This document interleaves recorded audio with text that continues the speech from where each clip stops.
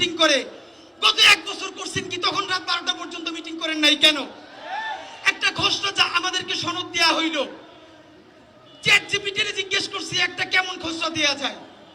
Chat GPT একটা দিছে, print দিয়ে সবাই দিয়ে দিছে। কি ভাই, এই চ্যাট জিপিটির জুলাই সনদ আমরা মানি না।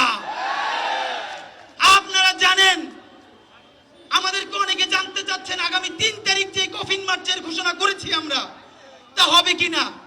আপ বাংলাদেশ আজকে প্রোগ্রাম করার জন্য আমাদের আরেকটু সুবিধা হলো, সারা বাংলাদেশের সমস্ত শহীদ পরিবার, সমস্ত আহত এবং জুলাই যোদ্ধাদেরকে জানিয়ে দিতে চাই, আজকে রাত পর্যন্ত এই ইন্টারিমের সময়।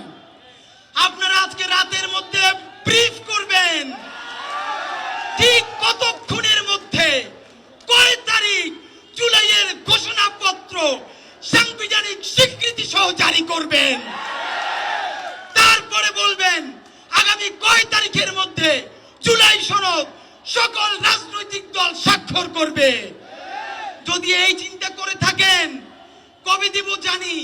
3 তারিখে একটা প্রোগ্রাম হবে একটা দলের, তারা ঘোষণাপত্র পাঠ করে দিবে, এরপর একটু কাটছাট করে সংবিধানে যুক্ত করে দিব। এই সব রাজনীতি করতে দেয়া হবে না। এই জুলাইয়ের মালিকানা কোনো রাজনৈতিক দলের কাছে আমরা বেচে দেই নাই।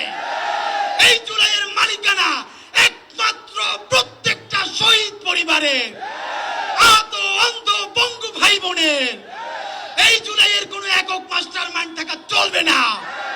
বন্ধুরা আমার, মাননীয় প্রধান উপদেষ্টা, আপনার উপরে আস্থা রেখে বলছি, আপনার সরকারকে আজকে বলতে হবে আপনারা ঘোষণাপত্র কখন দিবেন এবং কিভাবে দিবেন, সনদ কখন দিবেন, কোন প্রক্রিয়ায় বাস্তবায়ন করবেন।